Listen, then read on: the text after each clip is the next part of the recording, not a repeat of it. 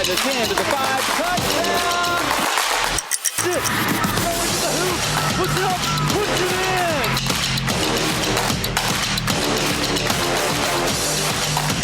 A fantastic play.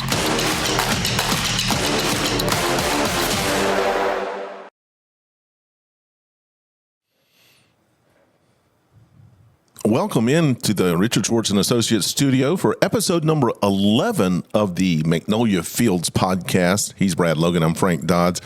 This is the Hottie Toddy edition, but when you go back and look at it, compared to the two guys that do the maroon and white edition, you could also call this one the Beautiful People. We'll leave that up to and you can tell and others there, Frank. Tell Cody and Tanner that I said hi. I had a chance to see them before. They do a great job. They do a really good job, and we appreciate all of their hard work covering Mississippi State for sure. Big weekend on campus at Ole Miss, the big concert on Friday night, and then the party just continued all day long, an absolute knockout of a top 10 ranked FCS school, Furman. And I want to put that in context to everyone who was watching that and saying, well, yeah, they were overmatched. They're top 10, they were number 8 in the FCS. Idaho's number 8, and they gave Oregon all they wanted. So it's not a bad win to beat Furman 76-0, dial up your own score, and get a lot of players some playing time. Your thoughts? Yeah, scored only 3 points in the second half. So in the fourth quarter. Fourth quarter, I'm sorry. Yeah, it was a big game, and there were a couple things to take away from that. Number one, we visited with Lane Kiffin on Monday, and we're able to understand, Frank, that they came to him at halftime and asked for a running clock in the second half. And he didn't want it. He didn't want it. And the reason is not because he wanted to score more points. He wanted to get some younger guys an opportunity to play. Younger guys like Nareel White, the talented wide receiver out of Ocean Springs, that had a big game in the fourth quarter. Sure, the score was already taken care of, but he needed to see players that wanted to go out, see how they would run their routes, see what the blocking assignments were. At the end of the day, Ole Miss did what they needed to do, and they won the game handily. What are some things that really stood out to me? I think Jaxson Dart, number one, was really crisp with his passing. I thought the way he was able to navigate having a much better pocket from the offensive line, a receiving core led by Juice Wells and Trey Harris that were running incredible routes. I thought that one pass to Trey Harris on the deep post, right in the middle of the field. He didn't stride. He didn't move his hands. No, he just landed perfectly, as they say in the old breadbasket. And Trey Harris is a great route runner, and when you have the combination of being able to throw it and catch it like they do, they're going to be a problem for SEC teams coming up. Jaxson was 22 of 27, had over 400 yards passing. If he averages over 309 yards per game, he'll be the leading passer in Ole Miss history at the end of the year. So that just goes to show you just how good he is. Secondly, Frank, I thought JJ Pugh had a wonderful game. He is the anchor on that defensive front. You compound that with Princely Umanmiele and Walter Nolan. That is an incredible defensive line for Ole Miss. We did see JJ run a little running back and scored a touchdown. We'll see some of that. But at the end of the day, Ole Miss is the number one team in scoring in the SEC right now. And we'll see where they are in week 6, week 7. But right now, Lane Kiffin at the end of the game, we obviously had the press conference. And what I found interesting, Frank, is that he couldn't find anything negative. Other than a couple of blown coverages early, he said it was a pretty flawless game for Ole Miss. And it's funny that you mentioned the defense as one of your 3 takeaways. That was the stat that I had written down. Yeah. Was 16 tackles for loss. 52 yards. And Furman only had 26 rushing yards. So that goes to show you just how much of a dominating performance it was for Ole Miss. But I do have a question in that the running game, the running backs. Mm-hmm. Was that not established on purpose, not to show some things, or just? I believe so. In fact, we saw more Matt Jones than anything. And Matt Jones is an interesting story. Lane talked about how Matt Jones was more of a service-type running back. He's on the service team and just kind of went through the ups and downs. He's been in the program for a number of years, so he was running third team. Rashad Amos was not. And I don't know if this was planned. Will we see Rashad Amos more? He's, of course, the transfer running back out of Ball State. And I expected him to be running number 3. We saw a little bit of Ulysses Bentley. We saw a little bit of I say Robert Parrish. He's the basketball player for Boston. I call him that all the time. Henry Parrish Jr. and who's also a transfer back into Ole Miss. He transferred to Miami, came back because of his relationship with Kevin Smith, the running backs coach at Ole Miss. Didn't have huge games, but I think, oddly enough, Frank, they wanted to work on that passing game. And they were able to do that. And like I said, Jaxson Dart only played in the first half. And we were able to see receivers like Juice Wells, a transfer out of South Carolina, who looked phenomenal. We did not see, we'll get to this in a moment, the injury report. We did not see Jordan Watkins. And the reason is Jordan Watkins is dealing with what we think is a lower body injury. A hamstring is what we're told. And so we asked if he would be able to go, and we did not get anything from Lane because Lane doesn't talk about injuries. Although, when the SEC starts conference play, he'll have to at some point because there's a mandate coming down from the conference that there are going to be injury reports forthcoming. But they're going to be released on Thursday, 2 days before the game. Yeah. So if you've got a Thursday night game, they'd have to actually release it on Tuesday. Yeah. So even closer to an NFL model, Frank, is where we're at with college football. And so, at the end of the day, I thought the offense looked really good. Not a ton running the football, but I don't know if you're holding things back, but I think definitely this week against Middle Tennessee, who is susceptible to the run, who struggled with Tennessee Tech this past Saturday, I think we may get a heavy dose of Ulysses Bentley on Saturday. Any surprise on the backup quarterback? Not really. I mean, if you cover the program, you knew that Austin Simmons is special. And then we saw the touchdown pass, who, my goodness, he looked like Tua Tagovailoa to me throwing the football. And he throws a very pretty pass. Pretty ball, and he can run. And so there were questions out there. I'm glad you brought Austin Simmons up. It's who we're talking about, the backup quarterback out of Florida, who throws from the left-handed side for the baseball team and throws in the lower 90s. And many were wondering, this guy's so good, is he going to play baseball? And he did get asked that at the media availability, and he did say that he plans on playing baseball this year. So at the end of the day, you can't go down to the local high school and get a left-handed guy that can throw at 92. So I'm sure, to be fair to Mike Bianco and Michael Min and the baseball team. But I thought Austin looked great. He's clearly the number 2 quarterback for Ole Miss with Walker Howard at third. So we saw a little bit of Walker Howard at the end of the game. But this future, I've said it all along, is very bright for Ole Miss when Jaxson Dart departs for the NFL after this year. It's going to be the Austin Simmons show. He is a fantastic quarterback.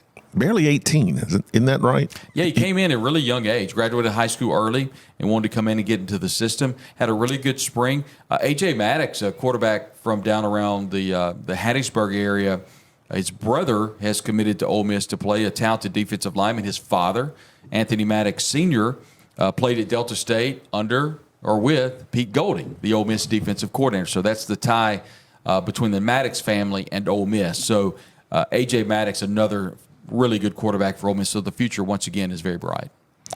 We're going to take a quick break. We'll be right back with our second segment right after this.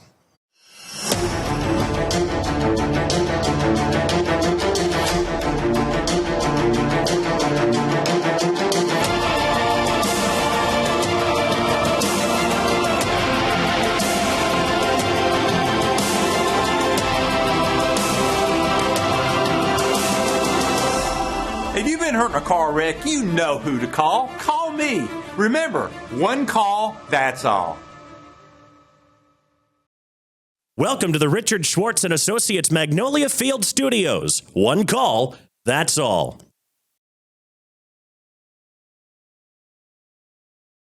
Once again, welcome back in. Brad Logan and Frank Dodds with you, and we're just kind of wrapping up the knockout that was the 76-0 stomping of Furman, an FCS school at that.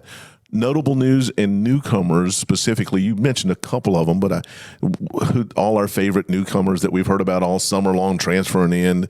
If you want to mention another couple of those, and plus we need that dreaded injury report. Yeah, the injury report is a little bit lengthier than we thought, and we've learned just actually a day or so ago that Jeremy James, the right guard starting offensive lineman who leads the SEC in starts, is going to miss some games due to a broken bone in his hand. So Jeremy James, the right guard, will be out. Now, the good news is Julius Buello, the talented transfer out of Washington, would just step right in. Gerquan Scott has been injured as well, so we're wondering if he might step in and play for Reese McIntyre, who is kind of an all-everything offensive lineman for Ole Miss, can play many different positions. So there's an opportunity there for him to play. Jordan Watkins, we didn't see him on Saturday. Jordan, of course, broke his right hand last year, but he was out, like we talked about a moment ago, due to a hamstring injury. Don't know if he'll be back on Saturday. Lane was non-committal, so we'll see if he might come back for the game against Wake Forest in a couple of weeks. And then Key Lawrence, the talented linebacker, did not play, was non-committed on when we would be able to see his availability, so he was not able to be out there as well. So those are the three main injuries that Ole Miss dealt with on Saturday. You talked about some newcomers, Frank, and I think the number one newcomer for me who didn't start, and there's an interesting story with Chris Pupal, the transfer out of Arkansas, led the team in tackles on this past Saturday, but didn't start. And we asked him about that in the post-game press availability, and he basically said that everything happens for a reason. He's excited to be on the team, but you could tell he was a little bothered by that. Lane Kiffin was asked why he didn't start, and he basically said he's new. He hasn't been into the system, and obviously when we put him in, we didn't bring him out. So he's definitely someone that's going to see some major action. Now Corey Coleman played really well at linebacker alongside Pupal when he was in there. So I think we'll just see more of him, and that'll be definitely something to watch. Princely Emmanuel, the transfer out of Florida, Frank, was phenomenal at defensive end. He looks the part. He's going to be fun to watch. And then Juice Wells, we talked about it a moment ago, had the touchdown catch from Jaxson Dart, the transfer out of South Carolina. But those are three that really shined for me this past Saturday. Well, and that's what we've heard over and over and over again. And you've got that insider access that Ole Miss looks different as a team because the offensive line and the defensive line look like an Alabama, a Georgia, a Texas A&M in terms of size. Yeah, and Nick Saban was on with Pat McAfee last Thursday, I believe, and he said that Ole Miss has a legit shot this year winning the conference and maybe even advancing to the playoff and competing for a national championship. And the reason that they have those opportunities is because they look the part. They have the players. And Nick Saban has been adamant that when he was at Alabama, he admits that, he had some really good coaches that were under him. One of those was Lane Kiffin. But he also admits that he had a really good roster. And we talked about it through the previous show when Ole Miss lost to Georgia on the road, when Lane Kiffin said, we didn't have the players to win today. He's got the players this year, Frank, and they proved it this past Saturday, and we'll see what happens the next couple of weeks. Well, and something else that Coach Saban said was they were talking about Ole Miss, Ohio State at the time, and their how much they've paid for this roster, which I don't think there's that huge discrepancy between Ohio State and a lot of the SEC teams. Ole Miss is getting pretty close to that same number in what they're paying, but Coach Saban said you got to pay the right players. Yeah, it's about management, and the Grove Collective, who's led by Walker Jones, does a wonderful job of making sure that the university, that the Grove Collective, and the football team, the coaching staff, all work in concert. And it's one thing to make an agreement with a player and bring him on, and we can just look at Florida State. They had 3 or 4 players that were guaranteed over $1 million. And you look at Ole Miss, and it's one thing to have a roster with NIL players. It's yet another to have a cohesive unit and play together. They've got the basketball goal on the sideline. They score the touchdown. They do the reverse dunks and whatnot. What I mean by that is we're seeing videos coming out from different players about how much fun they're having, how much they're enjoying being part of a team. And that's something you can't pay for. That's something you can't. And so I think a lot of things get brought up about how Ole Miss and different players or different teams around the country are quote-unquote buying rosters. Well, there may be some truth to that, but what there's definitely truth to is you have to come together and manage that roster and make sure you have a cohesive team. And that's exactly what Lane Kiffin, Walker Jones, and Keith Carter have done a great job of doing, is recruiting the right players for the program. And that's always been the worry when NIL first started is how well will these players transition? How well will they fit into the culture of the program? We talked about it on the earlier episode. One of the earlier episodes of Magnolia Fields is the culture that Lane Kiffin is building. Yeah, and the culture, if it's anything like what was shown on SportsCenter the other night, when Kevin Smith they brought the basketball goal into the team meeting room, and Kevin Smith hit a drop back three. He jumped on the stage, and everyone went crazy. The point I'm trying to make is they're really enjoying this football season. Now, is adversity going to come? Sure. And it's probably going to come either against Kentucky or LSU on October the 12th.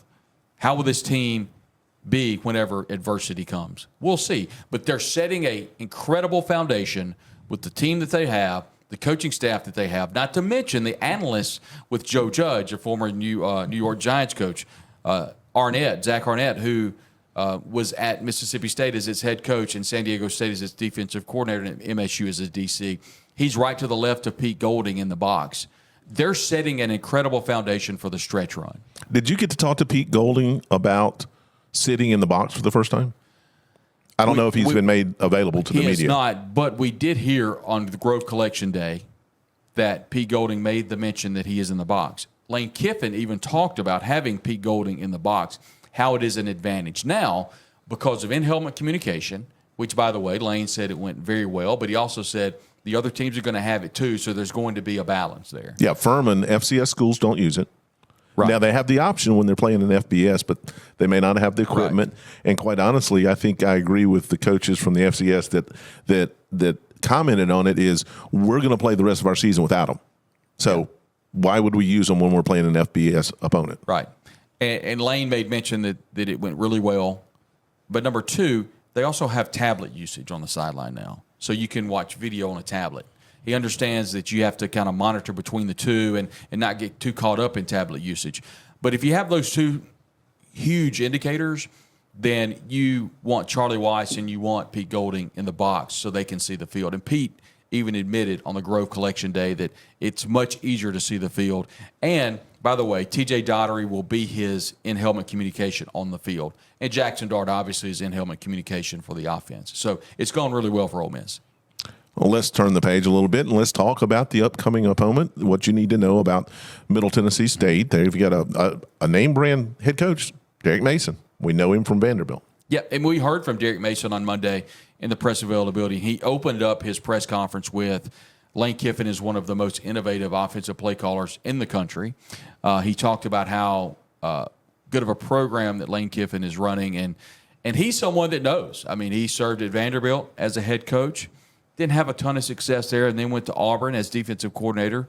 A very good defensive mind, and has had stints with the Dallas Cowboys and with the XFL. The thing about Middle Tennessee State, what was interesting to me, they returned a quarterback that's pretty good, but they struggled last week against Tennessee Tech. And oddly enough, if they don't get a fourth down conversion late in the game, Tennessee Tech wins that game. And, of course, Tennessee Tech is in the same type of division with Furman. I don't foresee Ole Miss having an issue. The line went from 37 to 43. It should be an issue, a situation where Ole Miss should take care of business. So, but with Middle Tennessee State, they're going to try to control the clock. Is a normal Derek Mason type offense to try to grind it out. But honestly, against this Ole Miss defense, that's going to be very difficult to do. Well, in Middle Tennessee is one of those programs where if they have standout players, those are the guys you see transfer into bigger programs. Yep. They lost both tackles to the portal and 5 defensive starters from last year to the portal. Yeah, and I had an opportunity to visit with a couple of media members that cover Middle Tennessee, and basically they were at the other end of the portal for Ole Miss. Right. They lost 2 really good defensive tackles and then 1 good playmaker on offense. So they're dealing with a situation where their coach, Rick Stockstill, who had been there for a long time, the roster was kind of depleted when Derek Mason took over, so he kind of had to do his best to put some things together. So they're a team to where they would love to get to 6-6. Of course, they play in Conference USA. They've got a natural rival in Western Kentucky, so they're excited about their conference play. This is a situation where I'm sure Coach Mason, if you got him off to the side, that says, we'll take our check, we'll be on our way. And so that's kind of a situation where Ole Miss, fans that come to the game, going to be similar to Furman from last week. You're not coming to see the opponent. You're coming to see what Ole Miss can do. And if you're coming to see, like what happened last week, you'll be excited when you leave on Saturday, which, oh, by the way, 79 degrees in Oxford is the high. I know. It's going to be beautiful, sunshine, and a 3:15 3:15 central kick. So Well, let's take that second break. We're right here on Magnolia Fields in the Richard Schwartz and Associates studio. We'll be right back after this.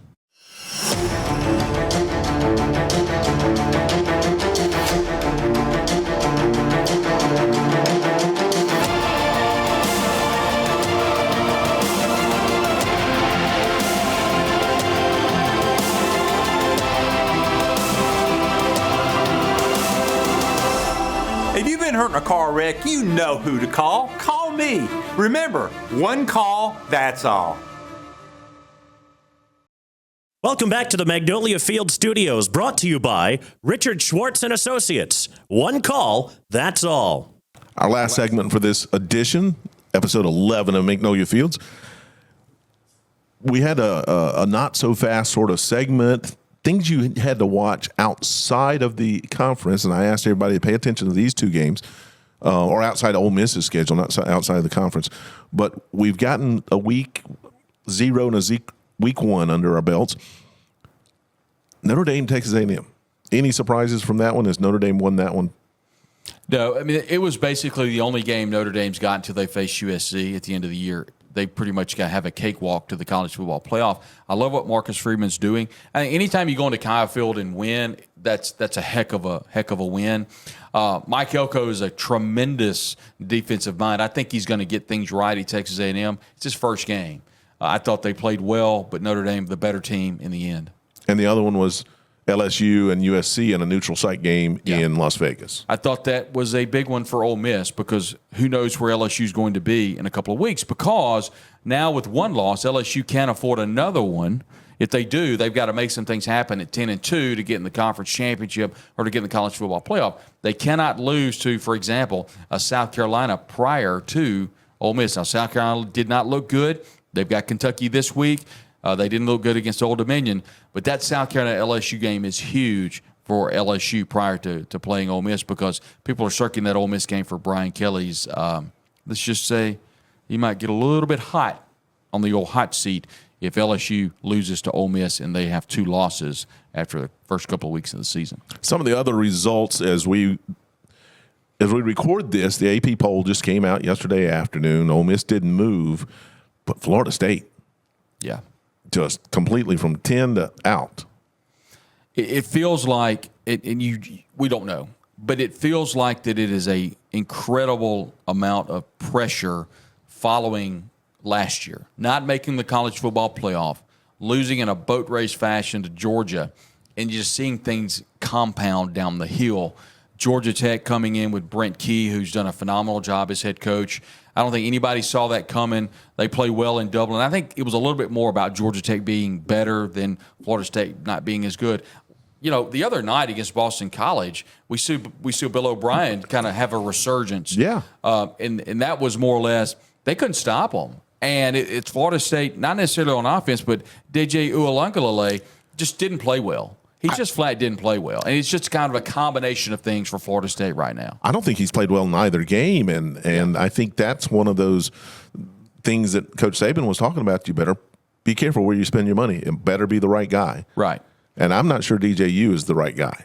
He played all right last year. He had 11 wins at Clemson, but I think it was smoke and mirrors and players around him elevating him, and I don't think he, as the leader, can elevate players around him. He missed some easy throws, Frank. He did. He missed a couple of, a wide open touchdown. He missed on a big third down play. He had his running back out in the flat for a walk-in touchdown. He missed him. It was just a combination of things, and their tight end didn't help. That all-conference tight end for Florida State dropped 2 huge first downs. Like I said, it wasn't all on Uiagalelei. A lot of it was simply on the remainder of the talent just not doing their job. I don't think they were coached very well.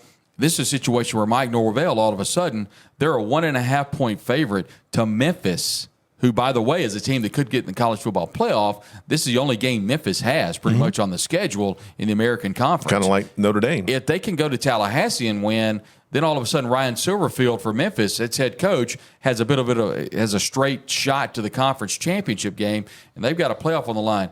But don't count out Florida State just yet, Frank. I'm telling you, Mike Norvell is a great coach. I'm not ready to punt Uiagalelei just yet. I think he's a really good quarterback, and they need to try to get some things together.